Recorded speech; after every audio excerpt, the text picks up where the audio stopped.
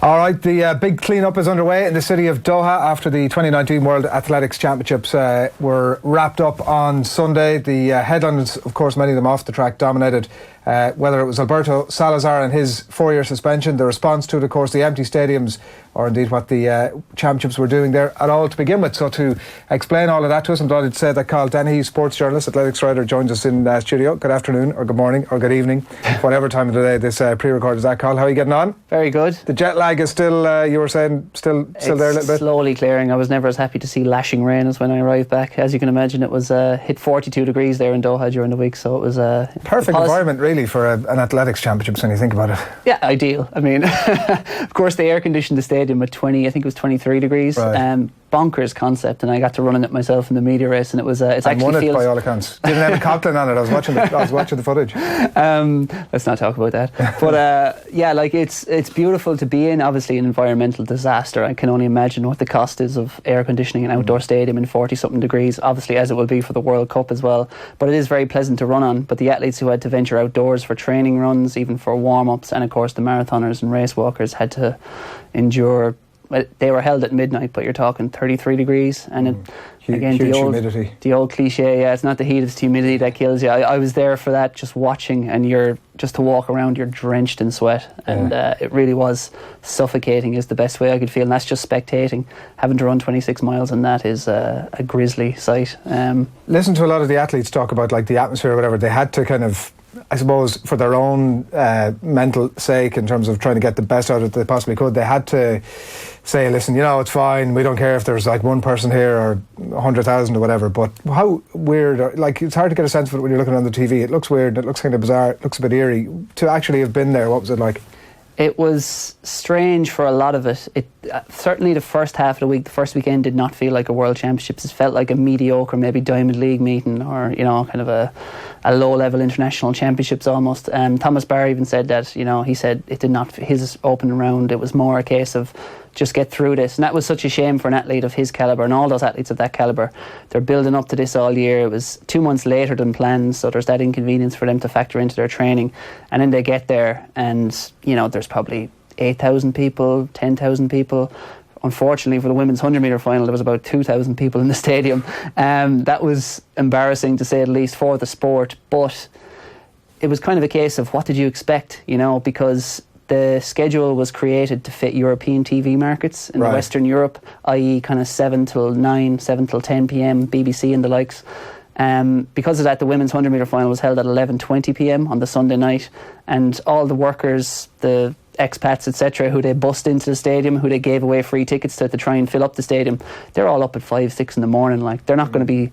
A lot of them actually came early on the night, and, you know, maybe 10 to 12,000, and then by the time of that, they were like, you know, they didn't know the sport, so they don't really know the significance of the 100-metre final, the blue ribbon events, so they all packed off home at like 10 p.m. And that was into, like, the stadium was 40,000, am I right on that? 40,000 odd, yeah, and it was reduced to like 21,000. But as the week went on, the organisers were embarrassed into making a bigger concerted effort, so they were very much bussing in military, they were bussing in lots of different migrant workers. And to be fair, towards the end of the week, for Mutaz Essa Barshim's high jump, he was the home Qatari star who won high jump gold. It was packed. There was about 40,000 people in the stadium, and it was up there with some of the best atmospheres I've experienced from like Olympics, World Championships. But that was very much the exception rather than the norm, I suppose. And for many other nights, the worst fears of when Doha was awarded this were unfortunately confirmed. I'm sure when you were over there, you probably picked up on the Mr. Black interview on BBC at one point or another, where he was on trying to explain, you know, what the championships were doing there to begin with. Was there any sense of, like, oh shit, we got this wrong from organisers over there? Or was it, listen, gung-ho, we're over here to promote the sport and this has been a fabulous success? Or was there actually at some point or another an acceptance that this was just not the right call? I think as soon as it happened, it was late 2014, it was awarded under the previous IAAF president, Lamine Diack, who was now disgraced and awaiting trial in France on corruption charges. And there was all sorts of corruption surrounding this bid, we know that. And as soon as that happened in 2014, everyone in the sport said that this is going to be a disaster. The heat, the fact it had to be relocated to October. I mean, every major championships pretty much is held in August. The whole season will end early September. So going into an Olympic year, you had to push everyone's season back 2 months. So you had athletes just tired, and like even Karsten Warholm won the 400 hurdles. I was talking to him in Paris about a month before the World Championships, and he was like, "It's so strange to be competing now because normally I'm on the beer. Basically, I'm hitting the town on my end of season break, and now I've got a full month of training still to do before I get to the World Championships." So everyone in the sport didn't really want to be there, I think, even though, you know, the whole idea was sold. It's the first World Championships in the Middle East. We're growing the sport, etc. And that's true. You know, championships shouldn't just stay in the safe locations of Europe where they know they're going to fill the stands. Eventually, if it is the most global sport on a par with soccer, obviously, and so you have to go to places like this. But Doha is a place where there isn't really an athletics fan base, and we saw that the only way of filling up the stadium was to basically invite people to come in for free and put on buses that would actually get them there. Like, I get the idea of like going to somewhere like the World Cup, obviously in Japan at the minute, and like got its own issues going on. But I do understand the idea of going to a place like that that's got some sort of a bubbling under of a culture of the sport to promote it. But like, you can't do that and then, like you were saying, put the main events on at that time of night that excludes the entire reason for being there. Like some of the stuff I was reading, they were mid-championship saying, you know, we've done all these things now. Now we've recognised that nobody's going to come. We've done all these things to try and like promote it and market it in the middle of the championships. Like, it makes no sense whatsoever. Not at all. And even one of the days I was going into the stadium and I met the brother of Craig Engels, an American 1500 metre runner, and he was wandering around outside in his American kit. And only after we got in, he was asking us and asking everyone, "Where do I buy tickets?" And he didn't even know. And literally then we met him with his mother and his sister, and they were going in, and Craig Engels' 1500 metre world semi-final was starting in 5 minutes time, and his family was outside the stadium wandering around. They eventually went up, and I think they got in for free through one of the access tents. But he was obviously Googling and probably looking around online and asking people. He didn't know where to buy tickets, so it was one of the most poorly promoted events you could ever find from the local organising committee. Craig Engels, the guy with the mullet and the tash. That was the Craig Engels, yes. You were chatting to him, was that the... Yes, it's a nice segue into the other story of the week, the scandal. Craig Engels is coached by Pete Julian, not Alberto Salazar, but he's obviously a part of the Nike Oregon project. He didn't come off amazingly in that piece in terms of, like, it was interesting to watch because obviously a decision had to be made that athletes needed to be asked, particularly the ones with such close ties, as to what was going on. He didn't probably come off the most amazingly out of that. No, and you have to feel like essentially what he said, for people who didn't see it, he said, "I'm angry at Jenny Simpson, another 1500 metre runner from America who slammed Salazar the previous night and by default basically slammed all the athletes in Salazar's group by, I suppose, tarnished by association for choosing to join that group." Now, I have a certain amount of sympathy for athletes in the Oregon project on that front because we've heard these stories for 5-6 years about Salazar. Anyone moving in the sport at a certain level has heard the suspicion, the shadows around Salazar. But everything I've ever heard about him was always that it was a tiny, tiny circle at the centre of the Oregon project, and no one else outside it was part of that circle. Even people within the Oregon project didn't know what was happening in that tiny inner circle that Salazar had developed. I talked to a journalist back in 2014 now. This was a year before the investigation in BBC and ProPublica was released, and he was digging into Salazar at that time. And eventually we got to talking, and, you know, I mentioned a couple of athletes, and I said, "What do you think?" And he said, "I'm in no doubt that this athlete is cheating." This athlete has never been exposed that he was talking about, but he said to me, there are 4 people in the world, at very most 5 people, who know about it. And he is one of those athletes, the athlete he was speaking about. So that's how a former member of the project described it, like an onion, not to go all Shrek on us here with the metaphors, but at the centre of that layer was Salazar's son, a physiologist at the Nike lab, and then an athlete or 2 athletes, and obviously we can't name, but you can take a good guess who those athletes may have been. And outside that, there's a lot of members of the Oregon project. Even the whistleblowers say, Cara Goucher has spoken about this, Steve Magnus, who is Salazar's assistant coach. They were with them every day, and they don't believe they saw what was truly happening. They just got little windows into what Salazar was doing in terms of his, what we can now officially, and not be sued for it, call was cheating, and it was outright cheating. There's elements of this that reminds me a little bit of Rio 2016, just the Gatlin stuff, and everybody wants him to lose, right? Because they're like, well, yeah, if this guy loses, then that proves that the guy's won is clean somehow, or the sport is clean. There was like a sort of a weirdness about it. What's your sense of, like, Salazar being caught, and it's a 4-year ban, it's not a terribly long time, you assume that if that remains, will that remain as it is? Is there a possibility of extending that, or does that just remain as is? It will remain as it is, right, unless he wins at the Court of Arbitration for Sport. Right. And as you can imagine, the Nike checkbook is out in major force, and that'll be funding everything he's appealed. They seem perfectly happy to they're perfectly happy to sort of say, listen, we're kind of behind this guy. Like, it's been unusually for them. I know they're very tied, obviously, to the Oregon project. Literally got their name over the door.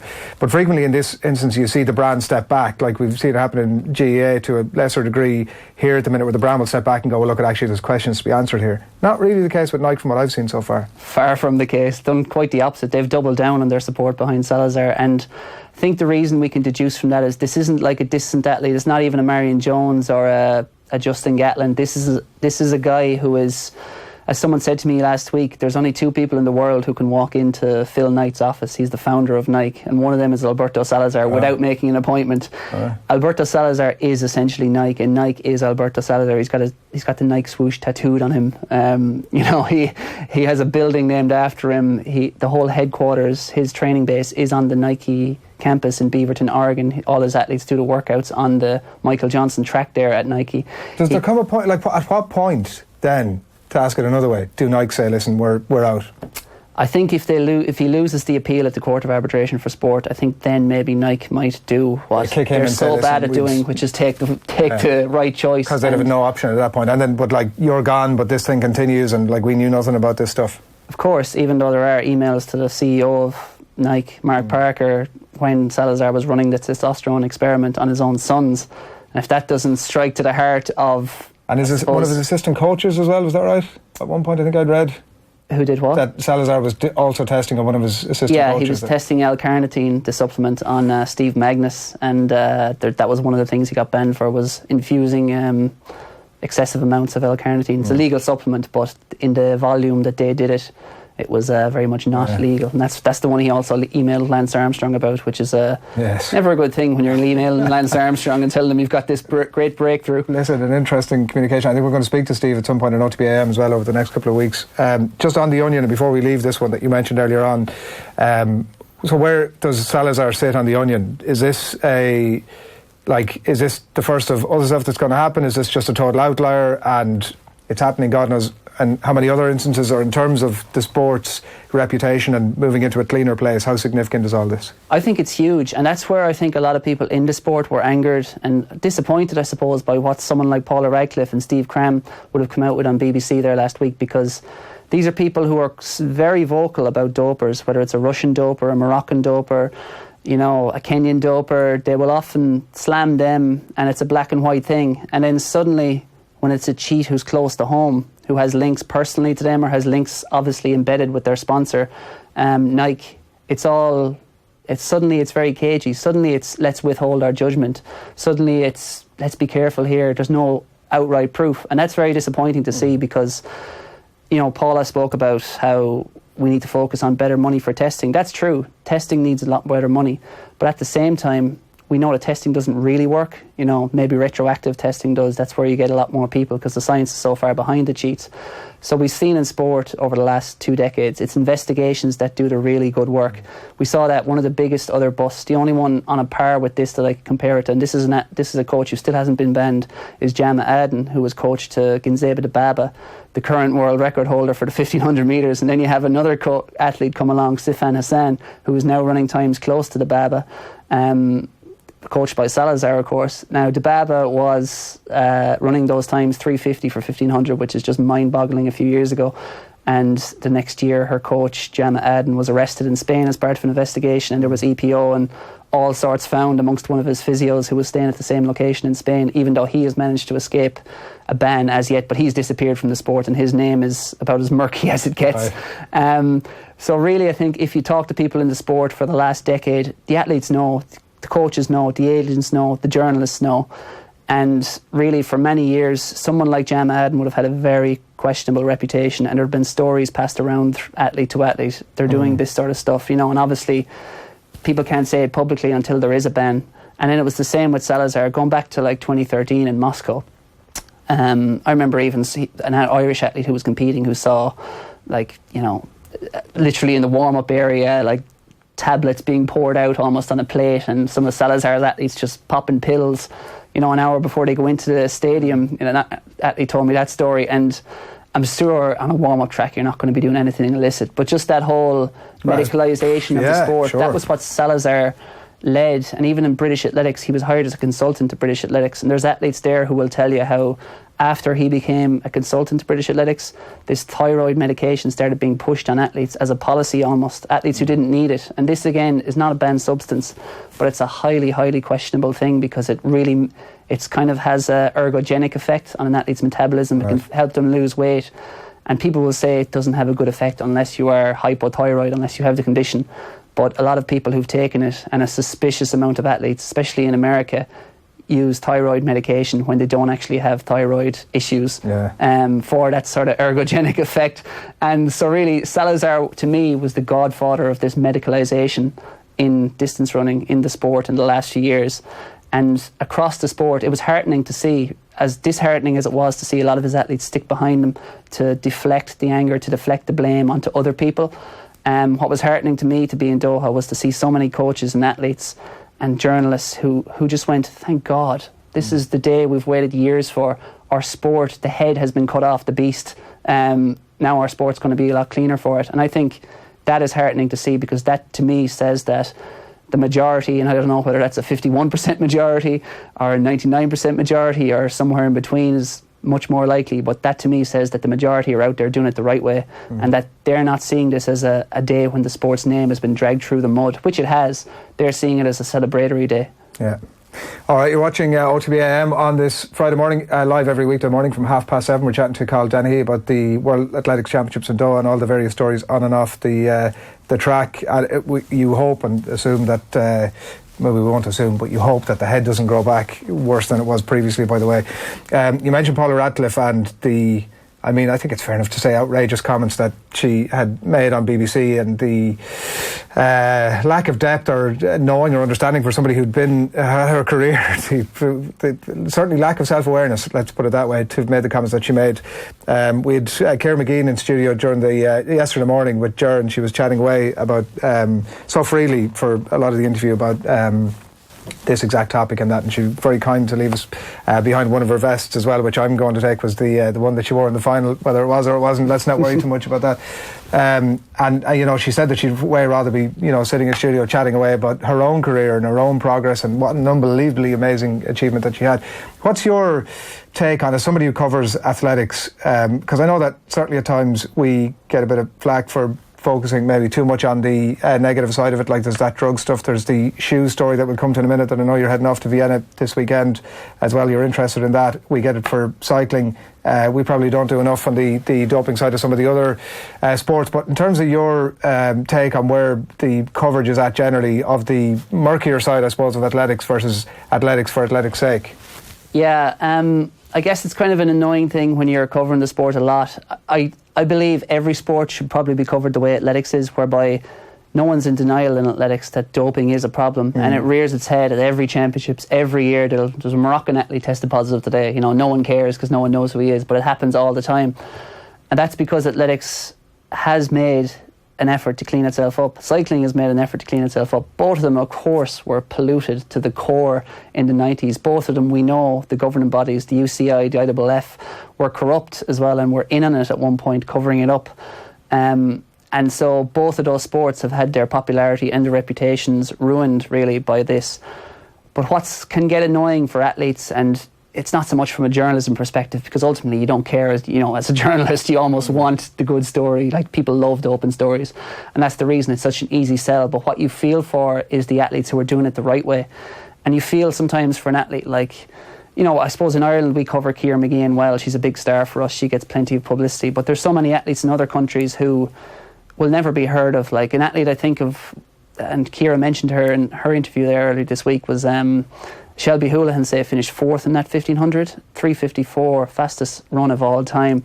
She's coached by Jerry Schumacher at one of the rivals to the Oregon project, the Nike Bowerman Track Club. Now, I've been covering the sport for many years, and I've been over to Portland as well and talked to many of those agents and coaches. I've never heard one jot of suspicion about the Nike Bowerman Track Club or the setup, say, around Shelby Houlihan. So you see an athlete like her finishing fourth, running the fastest time ever by an American, and no one in America will care because there is this appetite really for the doping story, the scandal, the bad thing. And it was the same with the images from Doha, say. The pictures of the empty stands went around the world and it was like, ha-ha, athletics is in the gutter. But then later on in the week, there was 40 to 45,000 people in the stadium, and those images weren't put around as in, oh, athletics is back, you know? And then people were, like I was reading in some of the papers there, the death knell for athletics, a pig of a sport was one of the headlines I saw. And people saying it was a dead sport and a dying sport and this, but like, go back to the European Championships in Berlin last year. It was packed. I think there was 700,000 people there across 6 days. It was sold out every single night, I think. Go back to 2017 in London, packed I think out. Rough number, I think 700,000 odd, yeah. And it was like, that shows you that if you go to the right place with athletics, it still has the capacity to draw. The challenge for athletics is making people care the rest of the year, but it doesn't help when the coverage is so imbalanced. And perhaps I'm guilty of this as well when I write, you know, sometimes the temptation is always to do the doping story, the negative story. But like I'd wager that, say, someone like Dalilah Muhammad versus Sydney McLaughlin, that their name wasn't mentioned in here or on any other Irish radio station, not just News Talk, but last week, even though she set a world record and it was the race of the week there. And, you know, I think every sport should be covered the same way athletics, cycling are, where doping is part of the conversation, but it's not the only part of the conversation. Because, like, I watch every sport with a certain level of suspicion, and all that's in my head when I watch a Champions League game is, have Juventus changed in the last 20 years because they were systematically doping soccer players in the 90s? As we know, it's all out there in court cases. I look at the Spanish teams, the best Spanish teams, and I just think of Dr. Fuentes, who was 10 years ago, 12 years ago, was involved in 4 different Spanish teams and writing doping schedules for them, and has said that if he told the truth about soccer, his country would have to give back the World Cup. But when you turn on that, and I watch, say, the Rugby World Cup, I watched guys who weigh 23 stone who somehow have 5% body fat, who the most basic strength and conditioning coach could tell you is pretty much impossible without some sort of performance enhancer. So I think every sport should view through that lens of suspicion, but yet when you turn on the coverage of the Rugby World Cup, we've all forgotten about that South African who tested positive now. It's not brought up anymore. When you turn on coverage of Guardiola, say, on Match of the Day, no one brings up his positive test for Nandrolone back in the day.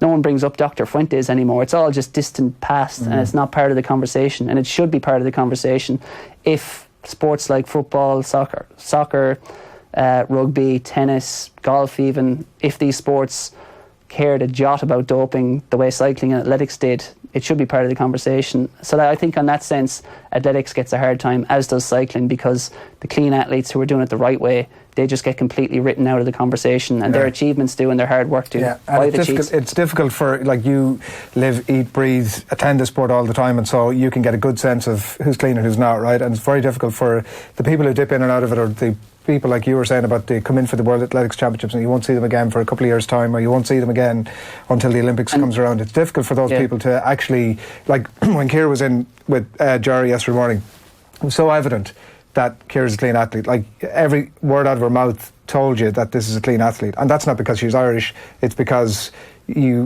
look into the whites of her eyes and you have the conversation, and it's abundantly clear she will leave you in absolutely no doubt. There's a lack of that. There, Adrian, because Neil Black, the head of UK Athletics, once said he looked into Salazar's eyes and he was clean. Fair enough, just so you know. And he said he believed because he looked in his eyes that he was clean, which is poor expression out of me then, if that's the case. The final point just on that as well, that when you have this imbalance in the coverage that athletics or cycling breaks into the mainstream media only for a negative thing, it also sends a message to, say, the IAAF or the UCI, and likewise to someone like FIFA, you know, or World Rugby, that if we clean up the sport, this is going to actually do our bottom line and our popularity harm.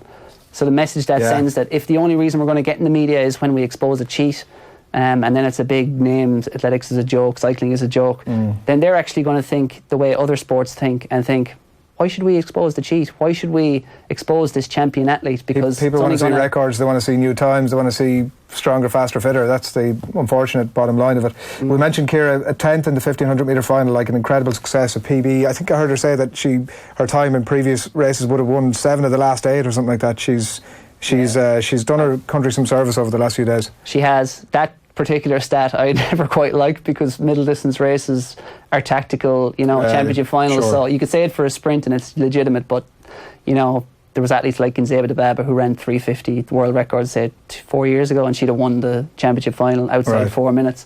But however, that's not at all to take away from Ciara Mageean, because 10th in the world is an astonishing achievement. Sonia Sullivan was the last one to do it in the 90s in a middle distance final for Ireland, and really a career's work went into that result for Ciara Mageean. She's an athlete who is thoroughly believable, a gifted athlete who came out at the age of 15 and won a national senior title, beating 2 Irish senior internationals at the age of 15. That's how good she was. She was still playing camogie at the time. Her early 20s really were lost to injury and surgery on a bone spur in her ankle, and she made it all the way back. And then she had a tough decision to make after she made won a European medal, was with coach Jerry Kieran, and she had to decide she had a bad year in 2017, decided to up sticks to Manchester. That rekindled her career. She's in a very professional setup now with Steve Vernon, who's doing a brilliant job. She's getting stronger every year. Again, there's no point talking about medals and putting false expectation on her shoulders. She's definitely in line for like a European medal next year if she stays healthy there at the end of August. At the Olympics, she should be in line for like a top 8, maybe even a top 6 finish if she can just improve that little 1% between now and then. Yeah, she was saying she obviously wants to get... She's in such a great place. Listened to her yesterday morning, and she obviously wants to get below the 4 minutes. She's targeting Sonia's 3:58. I think that's something she'd love to do, reading between the lines of what she had to say as well. So we'll keep a firm eye on her. And apologies for ending on this one, given the conversation we've just had, but you're off to Vienna this week for the race at the weekend, where a lot of the chat is about this. I've been reading up a little bit about it, including some Sonia herself earlier on in the year was chatting about the impact that this Nike percent runner spike is having on athletics. We talk about doping, but Jesus, this seems to be having an unbelievable impact. It's technological doping, really. And to be fair to Nike, they have led the way in the footwear department. They have the best minds in the world making the fastest shoes in the world, and they were 2 to 3 years ahead of every other brand with development of the shoe. Now, the way they do it, again, with Nike is a bit dubious, because this came out early in 2016, this shoe, and it was been trialled, and it was only given out the prototype to their special few, their Eliud Kipchoge, their Galen Rupps. Other Nike athletes, even who are professional athletes, still don't get this certain shoe. They have a mass market version of this shoe that you can buy for about €300. So obviously your 3 or 4 hour marathoners are taking 5 minutes off their personal bests with this shoe. But the catch is, the ones the elites wear, or the special few of Nike's chosen few wear, is a different shoe. It's made personalised, and it's far more effective than the mass market one. Yeah. So I guess but obviously it's highly effective. I mean, records are falling. It's got a carbon fibre blade in it. 5 minutes off like a marathon time is enormous. We had that stuff with these swimsuits a couple of years ago, and then they decided actually we just need to get rid of that. Is there a possibility with this, or what's? It should be, in my mind. The way the rule is written in the IAAF, it says that it always said that any technology that comes along has to be freely available. This was never freely available. This wasn't freely available to obviously Adidas, New Balance, ASICS athletes. They weren't able to use this technology. Now, a mass market version of the shoe did go on sale, so technically what you had was, say, Adidas athletes buying the shoe, the €300 one, painting it, and then putting an Adidas sticker on it. Right. So they wouldn't offend the sponsors, but there was people who have won marathon majors wearing the Nike shoe, pretending it was another shoe, another brand. Yeah. That's how effective it is. But the way the rule was written said it had to be freely available. This was not. And even now, the one Eliud Kipchoge is going to run in on Saturday it's not even available. It hasn't. I emailed Nike during the week. I was doing a story about it and just asked a few of their contacts, can you tell me anything about the shoe? Radio silence in return. Right. It's a prototype that's been in development. It's going to hit the mass market next year. And I've heard different things. The 4% shoe was the first one, and then it was 4.5% was the second innovation. That's a difference on running economy. It doesn't quite translate to actual speed, but it's probably 1 or 2% difference in speed. But this one I've heard between 6 and 8% touted. Oof. And I've seen things. Some Nike have filed patents in America with shoes that have 3 carbon. The first one had 1 carbon fibre blade. One of the patents they've filed has 3 carbon fibre blades in amongst cushioning, and the shoe almost looks like the shoe that some girls wear to like appear taller. That's how thick the sole is. It's like that chunky. It's it's almost comical looking, but it is, in my mind, Eliud Kipchoge is going to break the 2-hour marathon tomorrow, and that will not count as an official world record, because not for the reasons of the shoe, even though the shoe is the biggest game changer here.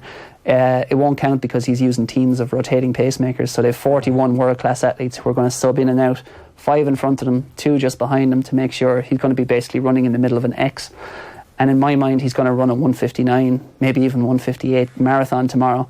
And the only other rule they're breaking is that you're meant to pick drinks up off the table. He's getting them handed to him on a bike. Right. And the level of detail they're going, obviously Ineos, the questionable petrochemical company owned by Britain's richest man, Jim Ratcliffe, is bankrolling this whole thing.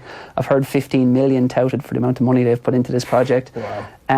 The level of detail, as soon as he takes a drink and throws the bottle away, there's going to be a nutritionist going to pick up that bottle, weigh it in the car, measure exactly how much of the energy drink he has drunk or water, and then feed back to Eliud, you need to drink this amount in this amount of time. That's the level of detail they're going to. Wow. But at the same time, while Eliud Kipchoge is a Kenyan athlete, the best marathoner of all time, he's won 10 straight major marathons, Olympic champion, and to be fair, much like the Bowerman Track Club, I've never once heard a story, and you do tend to hear the stories or the rumours about someone working with a dodgy doctor. I've never once heard a story about Eliud Kipchoge and a doping association. So you hope the best for that, and while he does appear to be the most talented athlete ever, you do wonder, are we crossing the line from sport into science fiction with all this technology? And like you said, the swimsuits, it may come time that they need to take action on this shoe and say no more. Yeah, I think we've jumped, hop, skip and a jump right through that line. We've done no justice to the positive side of the sport at all, but I promise you we'll have you back in. I think it's the first time you've been in with us. We'll definitely have you back in, and we'll do that again. I'm a very negative person, Aidan. What can I say? You're a good company around here. Thanks a million for that, and enjoy the trip to Vienna as well for the weekend. You're watching OTB AM.